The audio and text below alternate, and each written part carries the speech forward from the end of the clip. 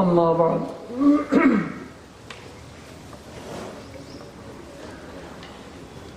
ہماری آج کی اس محفل کے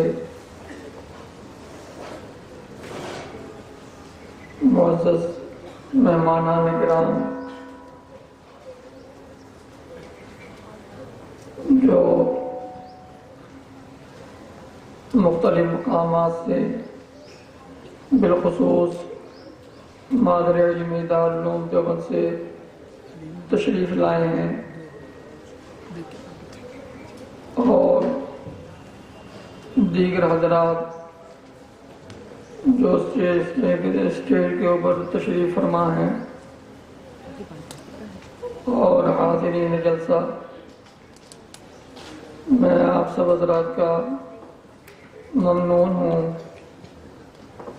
کہ آپ جمعے کے دن دور دراز سے سفر کر کے اس مدرسے کے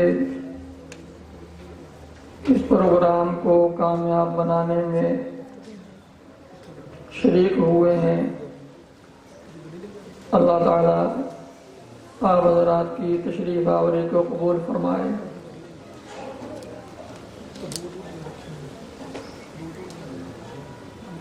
اصل خطاب اور اصل پروگرام ہمارے معزز مہمانوں کا ہے۔ حضرت مولانا خضر محمد صاحب دامت برکاتہم، حضرت مولانا منیر الدین صاحب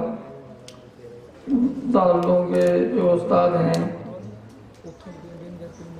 ان حضرات کا پروگرام ہے اور ان حضرات ہی کو اس پروگرام کی زینت بنایا گیا ہے۔ ہم لوگ تو سامعین میں ہیں، جو یہ حضرات فرمائیں گے ہم اس کو سنیں گے، انشاءاللہ عمل کی نیت سے سنیں گے۔ یہ ادارہ تقریباً 31 سال سے چلا آ رہا ہے اور اپنی عمر 31 سال بتا رہا ہے، اور 31 سال کے اندر سینکڑوں حفاظ کرام اور حافظ ہونے کے بعد کئی سارے علماء یہاں سے پیدا ہوئے، اور کئی سارے طلبہ پرائمری پاس کرنے کے بعد آگے اسکولوں میں گئے، کالجوں میں گئے اور اعلیٰ تعلیم حاصل کرنے کے بعد اچھی پوسٹوں کے اوپر کام کر رہے ہیں۔ یہ ہماری بہت کم فہمی کی بات ہے اور بہت ہی زیادہ ایک طرح کی مدارس کو اپنی نظر سے گرانے کی بات ہے، جو ہم لوگ کہہ دیتے ہیں کہ مدارس میں کچھ نہیں۔ مدارس ہی کی دین ہے کہ یہاں سے پڑھنے کے بعد، اعلیٰ تعلیم حاصل کرنے کے بعد، در حقیقت یہ مدارس بنیاد ہیں، اور بنیاد کے بعد پھر دوسری جگہوں میں جا کر بڑی تعلیم حاصل کی اور بڑی بڑی پوسٹوں پر آج وہ کام کر رہے ہیں۔ دیکھیے ابھی آپ کے سامنے عزیزم مولوی روشن الدین صاحب تشریف فرما ہیں، وہ بھی اسی ادارے کے تعلیم یافتہ ہیں، اور آخر میں مادر علمی دارالعلوم سے ان کی فراغت ہوئی، اور عزیزم مفتی محمد یوسف صلی اللہ علیہ وسلم وہ بھی اسی ادارے کے تعلیم یافتہ ہیں۔ انہوں نے بھی آخر میں دارالعلوم دیوبند سے تعلیم حاصل کرنے کے بعد اس ادارے کی تعلیمی خدمت انجام دے رہے ہیں۔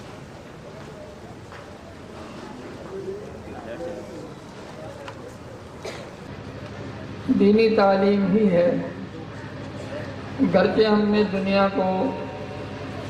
اس دور میں مقدم کر رکھا ہے، لیکن حقیقت یہ ہے کہ ہمارا آخری اور اصلی دنیا اور آخرت کے اعتبار سے جو سرمایہ ہے وہ دینی تعلیم ہے۔ ابھی مولانا احتشام صاحب فرما رہے تھے اور انہوں نے حدیث شریف پڑھی تھی کہ علم کا حاصل کرنا اور قرآن کریم کا حاصل کرنا یا قرآن کریم کا پڑھنا پڑھانا یہ جتنا افضل ہے اس سے افضل کوئی چیز نہیں ہے۔ نبی اکرم صلی اللہ علیہ وسلم نے ارشاد فرمایا خیرکم من تعلم القرآن وعلمہ، سب سے افضل سب سے بہتر عمل قرآن کریم کا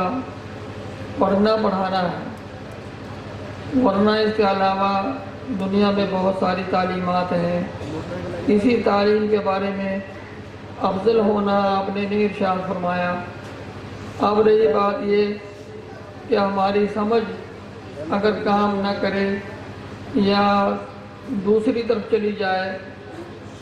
تو اس میں کسی کا کوئی نقصان نہیں۔ 1400 برس پہلے حضرت نبی کریم صلی اللہ علیہ وسلم اس بات کی وضاحت فرما گئے کہ سب سے بہتر اور افضل وہی ہے جو قرآن کریم کو یا تو پڑھے یا پڑھائے۔ تو پڑھنے والا طالب علم جو حافظ بنتا ہے، قاری بنتا ہے، پڑھانے والا قاری استاد، تو استاد کا درجہ اور طالب علم کا درجہ، طالب علم مہمانان رسول میں سے مہمان رسول ہے اور استاد معلم ہے، اور جس کے بارے میں حضرت نبی کریم صلی اللہ علیہ وسلم نے ارشاد فرمایا ہے بعثت معلما، میں معلم بنا کر بھیجا گیا ہوں۔ تو معلم کا درجہ بھی کم نہیں اور متعلم کا درجہ بھی کم نہیں، معلم کا درجہ بھی اونچا اور متعلم کا درجہ بھی اونچا۔ اس لیے ہم ان چیزوں کی قدر کریں، یہ ادارے چھوٹے ہوں یا بڑے۔ رہی بات یہ کہ کام دیانت اور امانت کے ساتھ ہونا چاہیے، تو دیانت اور امانت کے ساتھ جو بھی ادارہ کام کرتا ہے تو اس ادارے کی قدر کرو اور اس کا جتنا بھی تعاون ہو سکتا ہے اس کا تعاون کیا جائے۔ تو اس ادارے کا آپ حضرات تعاون کرتے چلے آ رہے ہیں، تو آپ حضرات کے تعاون ہی کی وجہ سے یہ ادارہ یہاں تک پہنچا ہے کہ سینکڑوں پرائمری پاس کر گئے اور سینکڑوں حفاظ بن گئے اور کئی سارے علماء بن گئے، مفتی بن گئے، اور اسی طرح سے کئی بڑی تعلیم حاصل کرنے کے بعد دنیا کے اعتبار سے بڑے مقام پر چلے گئے۔ تو اس لیے یہ آپ حضرات کا تعاون ہے، آپ حضرات کا ہم ہر مرتبہ ہر سال بالخصوص رمضان میں جب کسی صاحب خیر کے پاس جاتے ہیں تو اس سے یہی گزارش کرتے ہیں کہ آپ کا چندہ اور آپ کا تعاون بعد میں، مگر ہماری گزارش آپ سے یہ پہلے ہے کہ آپ ادارے میں آئیں اور مدرسہ آ کر دیکھیں، مدرسے کی تعلیم دیکھیں، اور دیکھنے کے بعد اگر آپ کے دل کے اندر یہ جذبہ اور داعیہ پیدا ہو کہ ہاں یہاں تعاون کیا جائے تو آپ تعاون کریں۔ تو اس لیے ہم ہمیشہ اس بات کی تلقین کرتے چلے آ رہے ہیں ہمیشہ سے، اور کہتے چلے آ رہے ہیں یہ ادارہ اس وقت یہ جو پروگرام ہے، یہ جو محفل ہے، یہ جہاں بچوں کی حوصلہ افزائی ہے، طلباء کی حوصلہ افزائی ہے، وہاں پر ہمارے معاونین کو بلا کر کے اس ادارے کی زیارت کرانا اور دکھانا بھی مقصود ہے کہ وہ دیکھ لیں کہ ہمارا دیا ہوا کچھ کام بھی آ رہا ہے یا نہیں، کسی جگہ پر کسی کام پر لگ رہا ہے یا نہیں۔ ان ضروریات کے پیش نظر،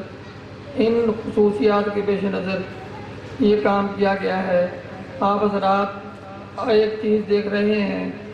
کہ فوٹو سازی، فلم سازی یہ جو ہو رہی ہے، یقیناً آپ حضرات کو معلوم ہے کہ میں ہمیشہ سے اس کے خلاف رہا ہوں اور ہمیشہ سے اس کی مخالفت کی ہے، مگر اس وقت حالات وقت کے ایسے ہیں، ملک کے ایسے ہیں، ملک کے نہیں بلکہ پوری دنیا کے حالات ایسے ہو گئے کہ ہر چیز کے ثبوت کی ضرورت پڑتی ہے۔ ثبوت ہوتا ہے تو آدمی نجات پا جاتا ہے، ورنہ بغیر وجہ کے اور معمولی باتوں سے آدمی گرفت میں آ جاتا ہے۔ تو یہاں ہمارے جو اخبار کے نمائندے ہیں ان حضرات کو دعوت دی گئی اور انہوں نے خود بخود یہ انتظام کیا ہے، ورنہ ہمیں اس کا کوئی شوق نہیں۔ حالات کی مجبوری کے پیش نظر یہ ایسا کیا گیا ہے۔ اس کو آپ بالکل دماغ سے نکال دیں کہ ہم نے اس کو کوئی جائز قرار دے دیا۔ ہمارے اکابر بہت سارے ضرورت کے پیش نظر اس کو جائز قرار دیتے ہیں، مگر ہم اس کو دل سے خوش نہیں ہیں اس سے، اور دل سے اس کو پسند بھی نہیں کرتے۔ یہ تو ایک حالات کی مجبوری کے پیش نظر آپ دیکھ رہے ہیں، اس لیے اس سے بالکل دماغ کو صاف کر دیں